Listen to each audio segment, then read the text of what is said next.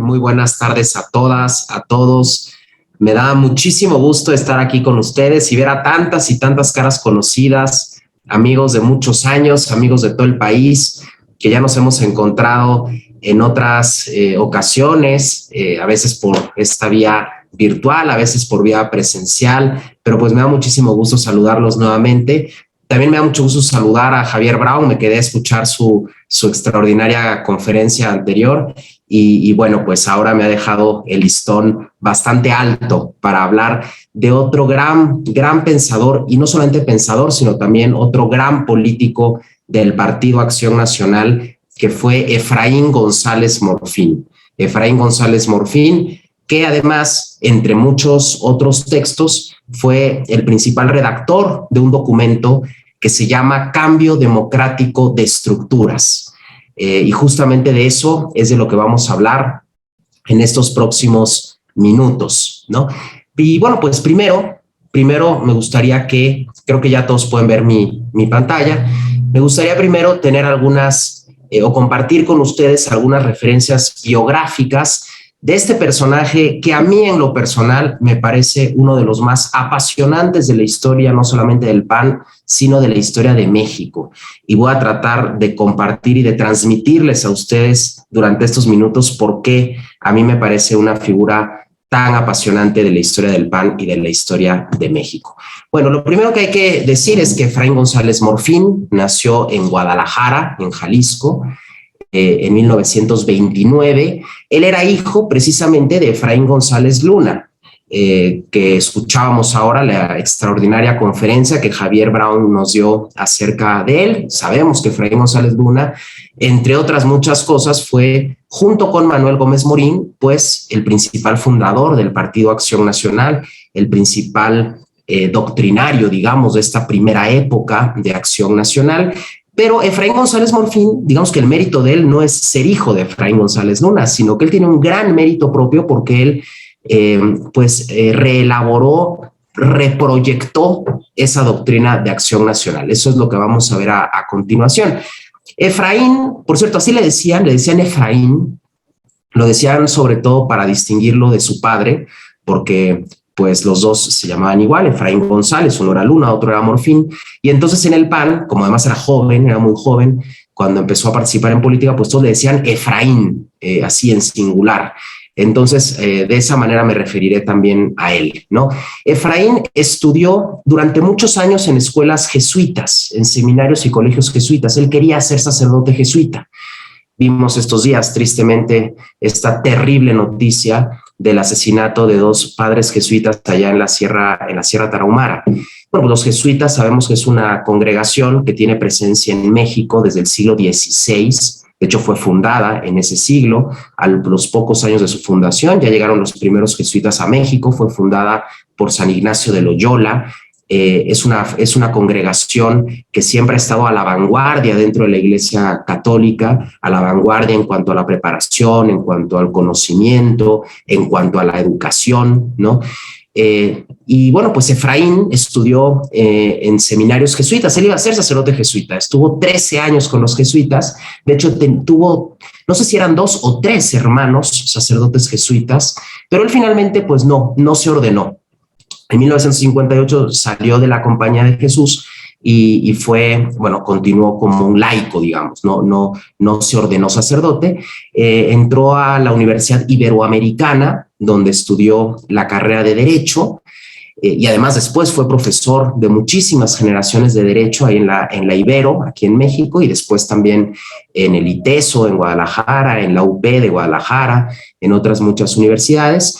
Fue diputado federal en 1967, ¿no? En esas épocas heroicas donde era muy difícil llegar a la Cámara de Diputados, llegar a un congreso local, donde prácticamente el PRI tenía una hegemonía casi total de las cámaras legislativas. Efraín fue diputado en aquella legislatura y después, en 1970, fue candidato a la presidencia de la República.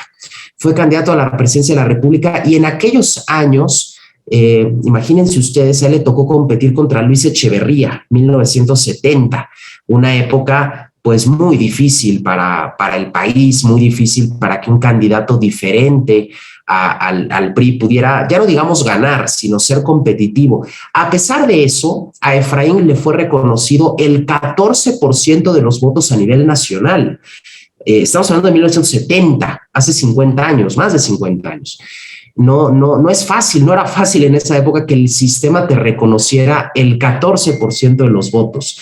Y además hubo entidades como el entonces Distrito Federal, donde Efraín González Morfín sacó el 34% de los votos, una votación altísima, 34% de los votos en la Ciudad de México, ¿no? Estamos hablando de 1970, ¿no? Posteriormente fue presidente nacional del PAN, o jefe nacional, como le decimos los panistas, en 1975. Duró poco tiempo en el cargo, después renunció al cargo, hubo unos conflictos ahí internos, derivados pues de la postulación o no postulación, más bien del candidato presidencial en aquella elección del 76. Después se renunció al PAN, pero siguió siendo alguien cercano al PAN. Es decir, renunció por algunas diferencias que tenía con los dirigentes de entonces, pero nunca se alejó del PAN, digamos, ideológicamente. No fue como estos panistas que de repente renuncian al PAN y mañana ya los vemos de candidatos en Morena, ¿no? No, él siempre se mantuvo cercano al PAN, participaba en cuanto evento del PAN se le invitaba, participaba. Yo me acuerdo en algún encuentro juvenil hará algunos años, me tocó verlo, ¿no? Y además los últimos años de su vida fue también secretario de Educación en el primer gobierno panista que hubo en Jalisco, el gobierno de Beto Cárdenas en 1995.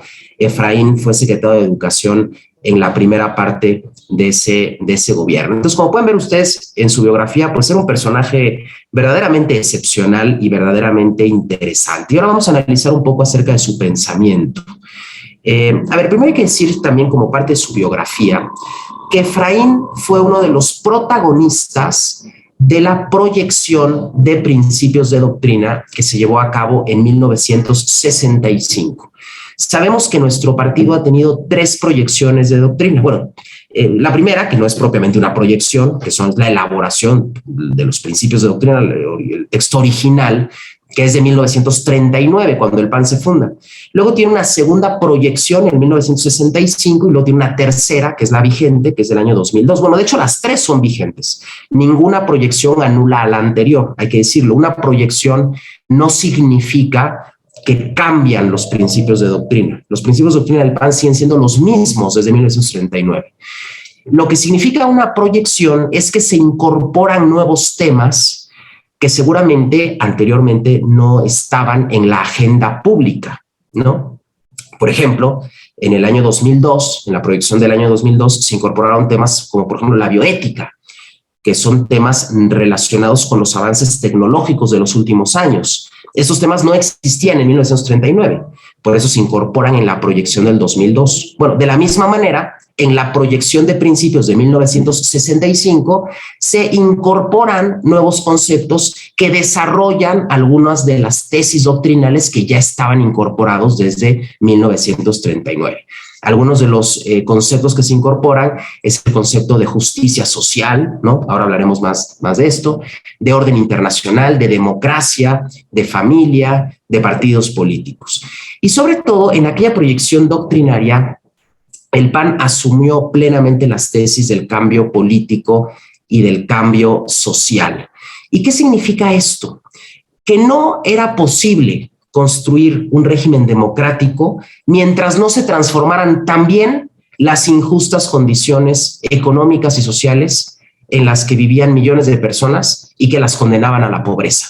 Esta es una idea fundamental de la proyección de principios de 1965 y es una idea fundamental de Efraín González Morfín. Y es una idea fundamental que todos nosotros tenemos que conocer para cuando nos vengan a decir que el PAN es un partido neoliberal, que el PAN es un partido capitalista, que el PAN es el partido de los ricos, que el PAN es el partido de las clases altas. ¿Cuántas veces no hemos escuchado nosotros estas injustas, estas falaces afirmaciones? Pues nosotros podemos demostrar que desde la fundación, pero sobre todo con mucho mayor énfasis desde 1965, el PAN asume plenamente las tesis de la justicia social.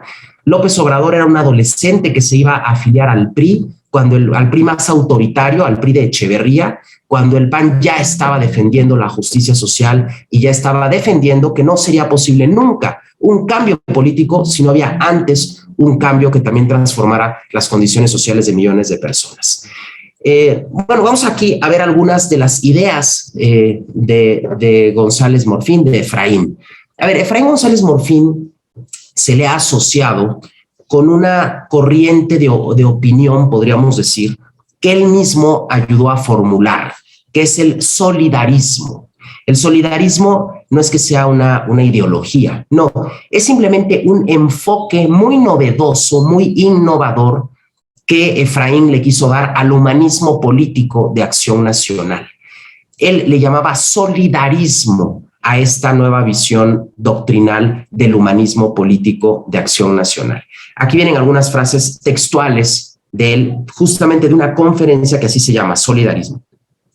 Ni colectivismo totalitario, ni individualismo egoísta. Queremos en Acción Nacional solidaridad responsable entre las personas y la sociedad ordenada. Queremos solidarismo, es decir, integración equilibrada y armónica de la persona en la comunidad en que vive.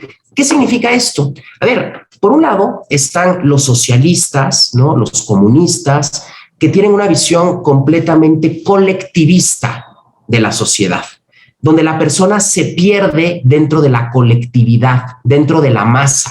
Se piensa que los colectivos hablan en nombre de todas las personas, ¿no? Entonces se desconoce la libre individualidad de la persona. Pero por otro lado está el liberalismo o el individualismo liberal que cae en el otro extremo.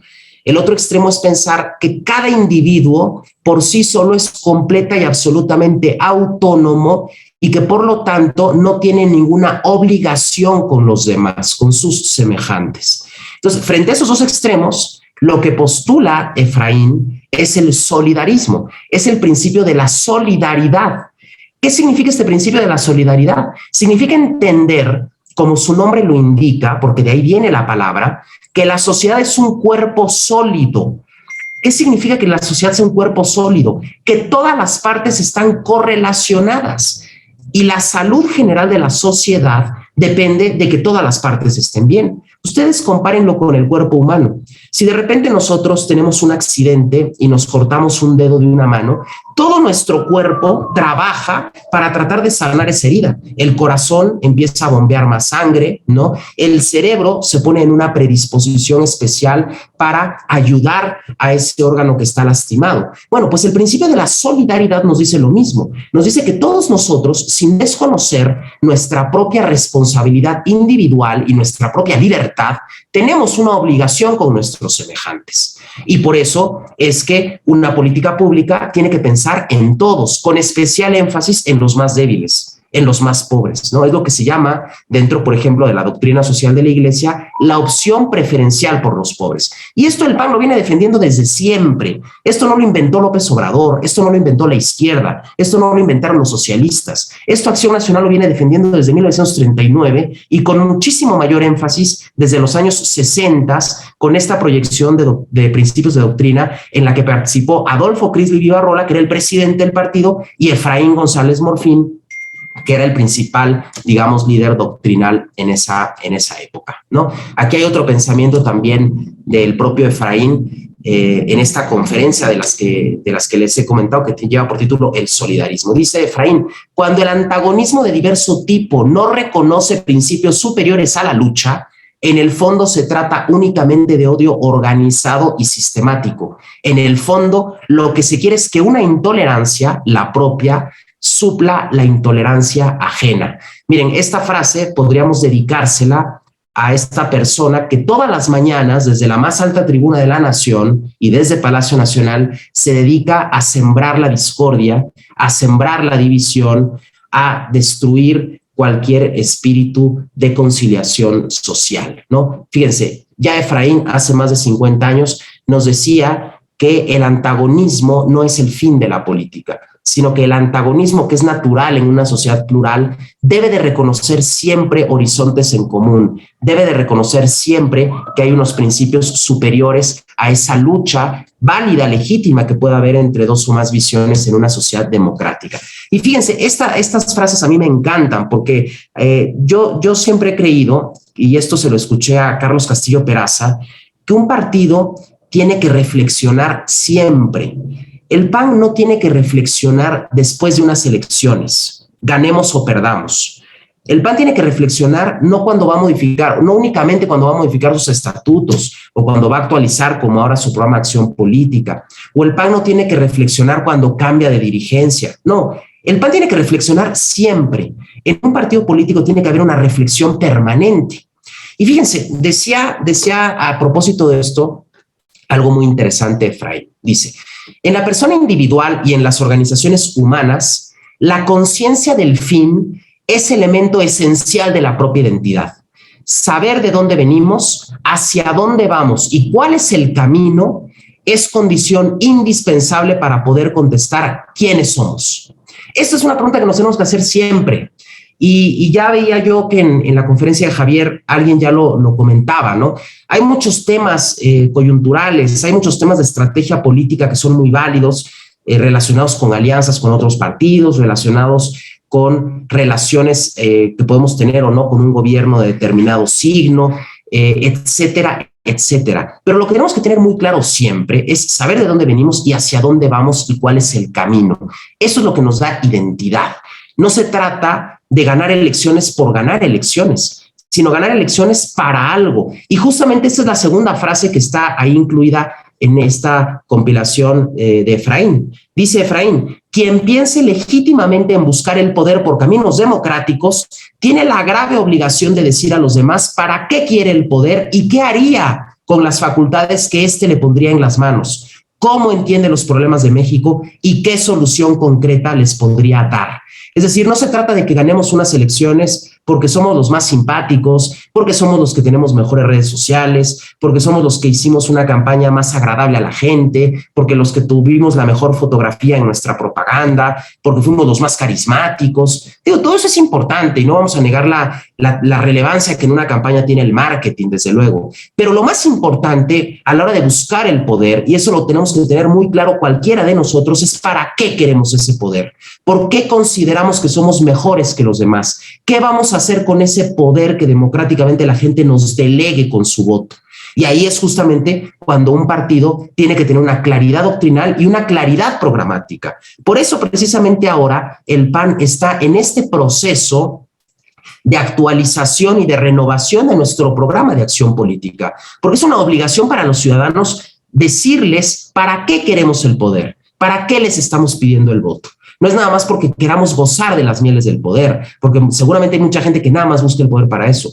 Los que creemos en la política desde una visión humanista, desde una visión ética, consideramos que a través del poder podemos lograr ciertos fines que en el PAN los tenemos muy claro: el bien común, el respeto a la eminente dignidad de la persona humana, la solidaridad, la subsidiariedad. Entonces, por eso justamente es que el poder nos tiene que servir para poderle cambiar la vida a las personas, y por eso tenemos la grave obligación de decirle a los demás para qué queremos el poder. Fíjense que hay otra frase bien interesante de Efraín, y yo cuando hablo de Efraín siempre considero que es un pensador con plena vigencia. A pesar de que estos textos son textos de hace más de 50 años, de verdad que cuando los leemos hay veces que hasta parecieran escritos para la situación actual, ¿no? Fíjense, decía Efraín en los años 60, no caemos en la simplificación demagógica de presentar a nuestro partido como elegido mesiánico para la transformación de México o como agrupación de selectos que constituyen el puntal de la historia para la redención del mundo, ¿no? Fíjense, esta frase parece que tiene dedicatoria a López Obrador, ¿no? Cuando él habla de su cuarta transformación, él habla de que su movimiento Morena, pues es el gran vehículo del pueblo para lograr esa transformación, ¿no? Que habla casi en términos salvíficos, en términos mesiánicos, en términos de un redentor. Efraín lo tenía muy claro. Efraín evidentemente consideraba que el PAN era el mejor instrumento para México, pero el PAN era un medio, y lo decían también en la conferencia pasada. Efraín nunca consideró al PAN como un fin en sí mismo, porque cuando se considera a las organizaciones como fines en sí mismo o a las personas como fines en sí mismo, se puede caer en esta visión mesiánica como la que aquí Efraín bien denunciaba. Bueno, y ahora sí vamos a hablar. Esos fueron algunos pensamientos, digamos, introductorios de Efraín González Morfín. Y ahora vamos a hablar de este texto del cambio democrático de estructuras, que a mí me parece que es uno de los mejores documentos que ha generado el Partido Acción Nacional, y los invito a todos a que lo puedan leer. Hay que situarnos en el contexto de la época, ¿no? Estamos hablando de los años 60. Estamos hablando de que este texto, Cambio Democrático de Estructuras, fue escrito y publicado en 1969. ¿Cómo estaba el mundo entonces? Bueno, el mundo estaba básicamente dividido en dos grandes bloques ideológicos. 20 años atrás había terminado la Segunda Guerra Mundial, una guerra que dejó millones de muertos. Se habían generado nuevos bloques ideológicos, había una nueva geopolítica en el mundo. Estaba, por un lado, el bloque socialista comunista, encabezado por la Unión Soviética. Estaba, por otro lado, el bloque, digamos, liberal capitalista, encabezado por Estados Unidos, ¿no? También en aquellos años había triunfado la Revolución Cubana, 1959.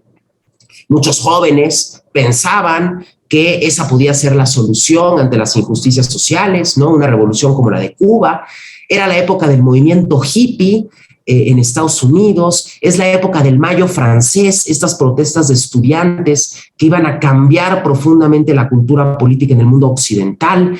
Es el año también, 1968, bueno, esos años 60, en el año 68, si no me equivoco, fue asesinado Martin Luther King, pero en aquellos años es cuando se lleva a cabo su movimiento en contra de la segregación racial en Estados Unidos. Es decir, es un momento de enormes revoluciones culturales, de revoluciones políticas, de revoluciones sociales, ¿no? En México, bueno, pues, ¿qué estaba pasando? Teníamos un gobierno profundamente autoritario, son los años de Gustavo Díaz Ordaz. Por un lado teníamos una clase media creciente, una clase media producto de un crecimiento económico sostenido que había tenido el país, y el país llevaba aproximadamente 20 años de teniendo un crecimiento importante en la economía. La economía del país crecía aproximadamente al 7% anual, ¿no? Imagínense, era un ritmo altísimo comparado con el que tenemos ahora, muy poca inflación, un tipo de cambio estable. Sin embargo, ese crecimiento económico no fue un crecimiento con igualdad. Había una enorme desigualdad en el país y había una enorme concentración de la riqueza en muy pocas manos. Para que nos demos una idea, el 25% de la población vivía en pobreza extrema. Más del 40% de la población vivía en el campo. Era una sociedad donde todavía había un componente rural muy grande. Había una tasa de analfabetismo de aproximadamente el 25%. También todavía muy, muy grande, ¿no? En ese contexto se da un movimiento estudiantil que es reprimido ferozmente por el gobierno. El punto culminante de esta represión se da el 2 de octubre de 1968. Había, decíamos, una clase media que había surgido como consecuencia de este desarrollo y que exigía mayor participación política, y el régimen no se la daba. El régimen era un régimen profundamente autoritario, profundamente vertical. En este contexto es cuando se elabora este documento llamado Cambio Democrático de Estructuras. Es un documento de Efraín González Morfín, pero que el PAN hace suyo y se aprueba como un documento oficial del PAN el 9 de febrero de 1969 en su 20ª convención. De hecho, podemos decir, aunque no llevaba propiamente ese título, ese rango, pero podemos decir que este documento pues era también ya una especie de programa de acción política del Partido Acción Nacional. ¿Cuál es la tesis central del Cambio Democrático de Estructuras? La tesis central es muy sencilla, ya la habíamos mencionado y ahora la repetimos. Frente al escandaloso desequilibrio político y a la ostentosa y desigual distribución de los bienes, son necesarias medidas revolucionarias para que operen o se transformen las estructuras políticas, económicas y sociales del país. Eso está tomado textualmente de este documento. Fíjense, es muy interesante la palabra que él utiliza, medidas revolucionarias. Es decir, Efraín no quiere o no propone, y el PAN con él, porque este documento el PAN lo hace suyo, no quieren un cambio cosmético, no quieren simplemente un cambio de élites, un cambio de personas, quieren una auténtica revolución social en el país. Una revolución pacífica, desde luego, ¿no? No nos espantemos, ¿no? El PAN nunca llamó, ni mucho menos estuvo jamás en discusión la posibilidad de una lucha armada ni nada por el estilo. Pero sí, el PAN proponía medidas revolucionarias, medidas que llevaran a una menor concentración de la pobreza, medidas que llevaran a una mayor igualdad social, a una mayor protección a las clases medias, que todas las personas del país pudieran verse beneficiadas de este desarrollo económico que había existido, pero que no había sido un desarrollo con equidad ni entre clases ni entre regiones, ¿no? Y fíjense, hay un dato anecdótico, y a lo mejor las personas que les tocó vivir aquella época, veía por ahí conectada a Tere Gómez Montt, lo pueden corroborar. Este documento originalmente se iba a llamar Cambio Revolucionario de Estructuras. Así se iba a llamar, ¿eh? Lo que pasa es que ahí sí ya algunos panistas dijeron, no, espérate, ya el nombre está puede ser un poco agresivo, ¿no? Entonces vamos a ponerle Cambio Democrático de Estructuras. Pero a lo que voy con la utilización del término revolucionario es que el PAN proponía una auténtica transformación. Una transformación no solamente política, sino también una transformación social. Y yo creo que esto es la principal aportación que hace Efraín González Morfín a la doctrina del PAN. El poner el acento, el énfasis en la parte social. Y estoy diciendo algo, poner el acento no quiere decir que no existiera antes, ojo, no quiere decir que el PAN hasta entonces descubrió que había un problema social en México, no. Desde la fundación del PAN ya se sabía que había un problema social y así se constata en las riquísimas deliberaciones de la Asamblea Fundacional del PAN entre el 14 y el 17 de septiembre de 1939. Ya existía esa preocupación, pero Efraín lo que hace es poner el acento, subrayarla, ponerle el énfasis. Y el PAN, por lo tanto, asume plenamente la bandera, no solamente del cambio político, sino también la bandera del cambio social. Insisto, esto lo tenemos que conocer para que no nos digan que somos el partido de los neoliberales, de los conservadores, que somos el partido de los ricos, de las élites, de los que no les interesa ayudar a los pobres, etcétera, etcétera, etcétera, ¿no? Bueno, ahora vamos a ver ya propiamente algunos elementos del contenido de este documento. Primero dice Efraín, el cambio de estructuras debe ir acompañado de una conducta congruente de quienes tienen la dirección y la responsabilidad del mismo. Esto es fundamental y esto aplica para todos nosotros. La congruencia es la correspondencia entre lo que se dice, lo que se piensa y lo que se hace. Si nosotros no somos congruentes entre lo que pensamos, decimos y hacemos, pues nadie nos va a creer, ¿no? Y por eso muchas veces cuando los electores no votan por nosotros, no es porque castiguen nuestra doctrina, es más bien porque castigan nuestra incongruencia, porque muchas veces nuestros candidatos, nuestros dirigentes, cualquiera de nosotros como militantes, no hemos sido todo lo congruentes que debiéramos ser. Entonces, por eso Efraín empieza así su cambio democrático de estructuras. De nada sirve que tú quieras cambiar el mundo, sino que empiezas por cambiar tú y por ajustar tu conducta a ese modelo ético que defendemos también para el país y también para la política, ¿no? Dice Efraín, la democracia política es factor condicionante de la democratización en los demás aspectos de la vida nacional. Se tiene que democratizar el acceso al crédito, se tiene que democratizar el acceso a la riqueza, se tiene que democratizar el acceso a la propiedad, también se tiene que democratizar el acceso al poder. Por eso dice Efraín, inseparable de la renovación de nuestras estructuras políticas en sentido democrático es la reforma a las estructuras socioeconómicas. Y esta frase que viene aquí es fundamental. Dice Efraín, en México el cambio de estructuras debe de empezar por impedir la falsificación de nuestras instituciones básicas y por acabar con la indiferencia de quienes se abstienen de tomar cualquier responsabilidad que exige la solidaridad en la vida social. Teníamos un régimen que, por cierto, ahora se está replicando, donde todo era falso, ¿no? Era un régimen donde aparentemente había elecciones, donde aparentemente había una república democrática, donde aparentemente había separación de poderes. Sin embargo, en los hechos Nada de eso era verdad. Hoy mismo vemos que nuevamente se falsifica la vida pública.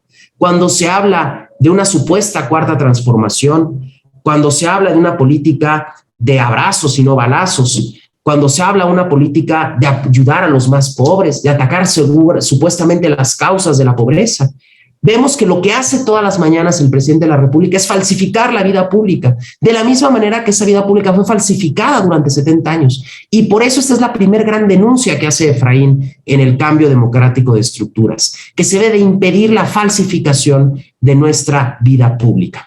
Y luego viene una frase verdaderamente innovadora, dice Efraín: la propiedad tiene una función social a partir de la premisa del destino universal de los bienes materiales, los cuales están destinados a satisfacer las necesidades y exigencias de todas las personas. Esta función, sin embargo, dice Efraín, no implica su control por el Estado, como postulan los marxistas, sino que la propiedad privada pueda ser difundida entre el mayor número posible de personas y familias. Estos dos párrafos son fundamentales en materia económica y en materia social, y están claramente inspirados, también hay que decirlo, en la doctrina social de la Iglesia. En esa época, estamos hablando de los años 60, la Iglesia Católica había publicado varias encíclicas sociales. Por ejemplo, el Papa Juan XXIII, San Juan XXIII, había publicado la encíclica Mater et Magistra, la encíclica, después San Pablo VI publicó Populorium Progressio, ¿no? Y en esas encíclicas se habla justamente de esta función social que tiene la propiedad. Es decir, el PAN defiende la propiedad privada, evidentemente, eso nadie lo pone en duda, pero defendemos que cada vez más personas puedan tener acceso a la propiedad privada, que las personas que hoy en día no tienen acceso a una propiedad privada puedan tener acceso a la propiedad privada, democratizando el crédito, creando más riqueza, mejorando los salarios, mejorando las condiciones de vida para todos, ¿no? Es decir, no somos como los marxistas, ¿no? Como postulan los socialistas, que quieren que el Estado controle la propiedad, que el Estado estatice, expropie, nacionalice la propiedad. No, lo que quiere el PAN, y lo dice Efraín, es que la propiedad se distribuya y se amplíe y cada vez más personas puedan tener acceso a la propiedad. También, fíjense, en este cambio democrático de estructuras ya se habla, se dedica todo un apartado a los pueblos indígenas. Fíjense, los pueblos indígenas pareciera que entraron en la agenda pública en México a partir de 1994, del levantamiento zapatista en Chiapas, ¿no? Pues desde 15 años antes, ¿no? No más, desde 25 años antes, ya el PAN estaba hablando expresamente de que había que ayudar a los grupos indígenas no solo a incorporarse a culturas que mucho todavía les son extrañas, sino a desarrollarse por su esfuerzo propio, respetando sus valores peculiares. Es decir, el PAN, y así lo decía Efraín, decía que tenemos que buscar un pleno desarrollo de las comunidades indígenas, respetando también, por supuesto, sus propios valores.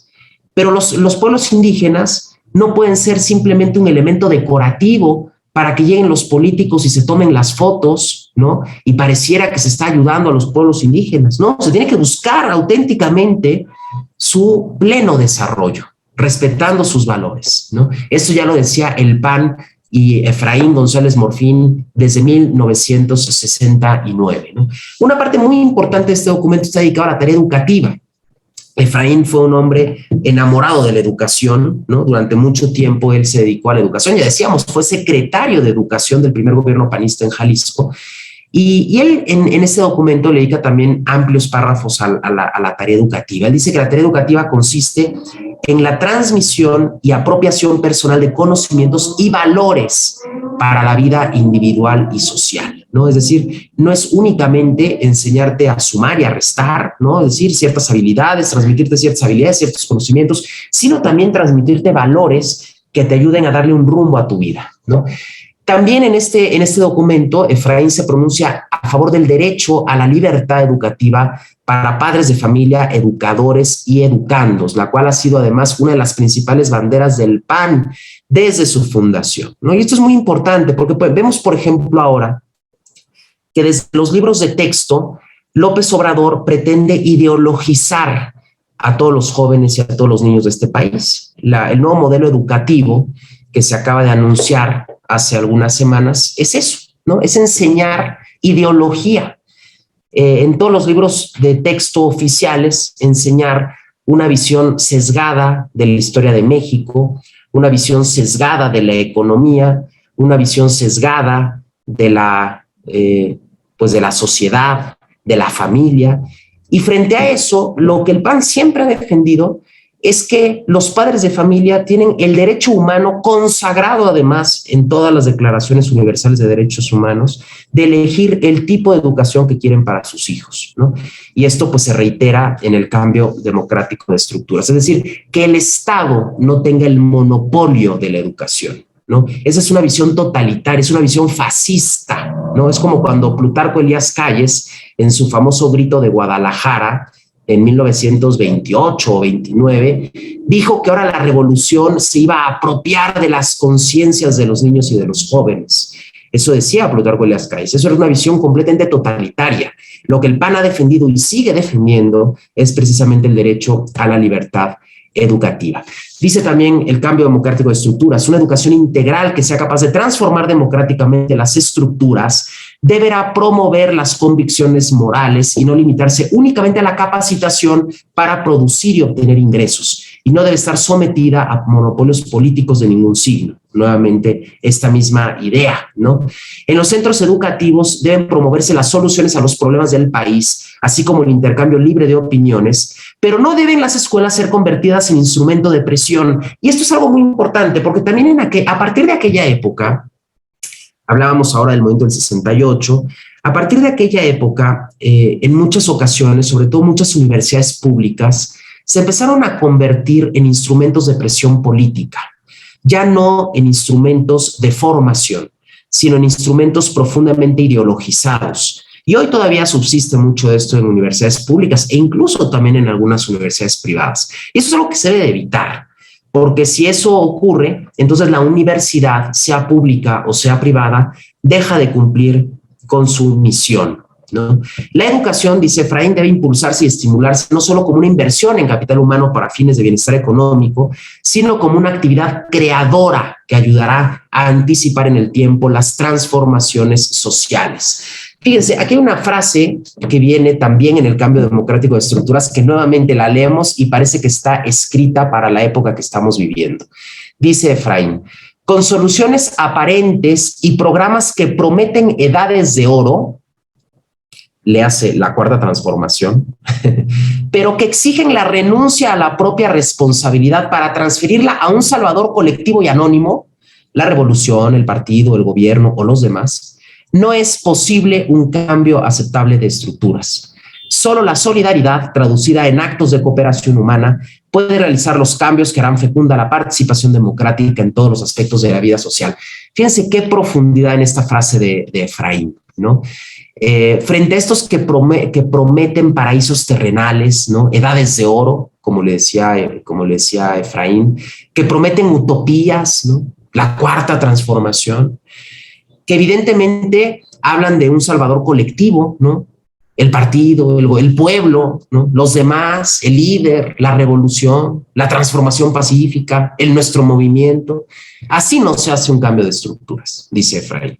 El cambio de estructuras solamente se hace desde la responsabilidad individual hacia la solidaridad con los demás. Es decir, la responsabilidad individual traducida en solidaridad con los demás es lo que nos lleva a una verdadera transformación y a un verdadero cambio democrático de estructuras, ¿no? Insisto, estas dos frases parecen dedicadas a lo que estamos viendo actualmente en nuestro país, ¿no? Y por supuesto, dice Efraín, y con esto concluye este enorme texto, bueno, enorme no en tamaño, porque es un texto pequeño, sino enorme en cuanto a su profundidad y trascendencia. Dice que el cambio de estructuras en sentido democrático no se puede realizar sin respeto al pluralismo en la sociedad. Es decir, el PAN nunca ha pretendido llegar al poder y exterminar a todos los demás partidos, ¿no? Quitarles cualquier legitimidad, ¿no? Hablar de los demás partidos como si fueran traidores a la patria, ¿no? Como si estuvieran moralmente derrotados, ¿no? No, el PAN siempre ha aceptado la pluralidad en la sociedad. Siempre ha aceptado la pluralidad en la sociedad. ¿Esto qué significa?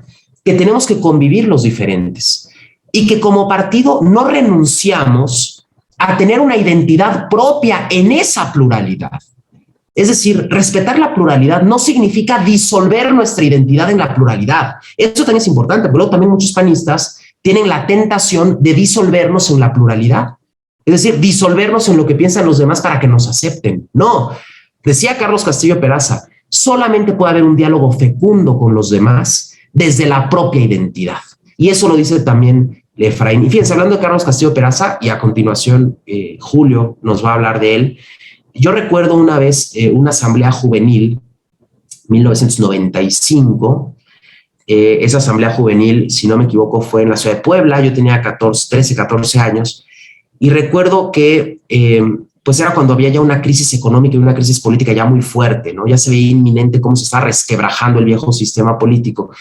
Y entonces Carlos Castillo Peraza era el presidente nacional del PAN, una asamblea de jóvenes, y entonces está en su discurso, hace una crítica al gobierno, y todos los jóvenes a una sola voz empezamos a gritar: muera el PRI, muera el PRI, muera el PRI. Y Carlos Castillo Peraza nos detuvo, nos calló y dijo: no, jóvenes, yo no quiero que muera el PRI, yo quiero que se transforme y se convierta en un partido democrático, ¿no?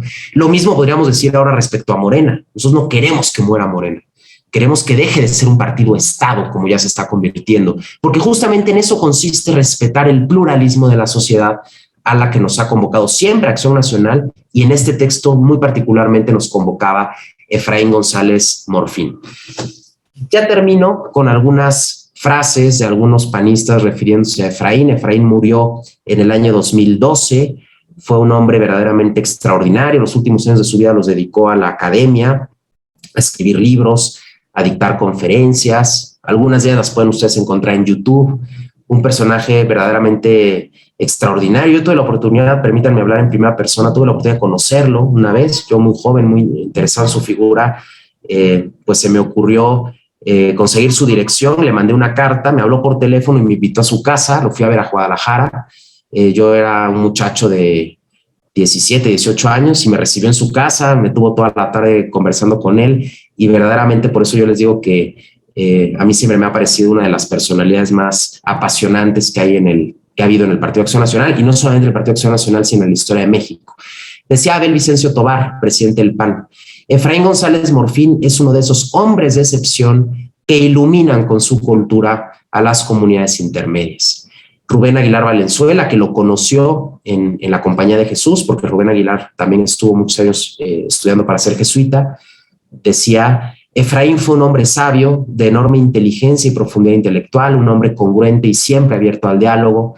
Efraín se asumió siempre como un hombre de fe y un cristiano comprometido con la lucha por la justicia social. Nuestro también muy querido, muy añorado y muy extrañado Alonso Lujambio decía sobre Efraín González Morfín: su vida nos convence de que la política puede ser una actividad digna, porque actuó con carácter y con arrojo, con estatura intelectual y moral. Y también Rafael Estrada Michel, uno de sus biógrafos, escribió también: Cambio Democrático de Estructuras es un inigualable ensayo para la liberación del país y acaso el mejor documento partidario que vio el siglo XX mexicano. Así que, queridos compañeros, queridos amigos del PAN, compañeros militantes, yo los invito a que conozcan este texto. Es un texto breve, pero es un texto que tiene una enorme profundidad doctrinal y que además tiene una enorme vigencia. Y yo les aseguro que la lectura de este texto va a iluminar a cada uno de ustedes su caminar y su acción política. Muchas gracias.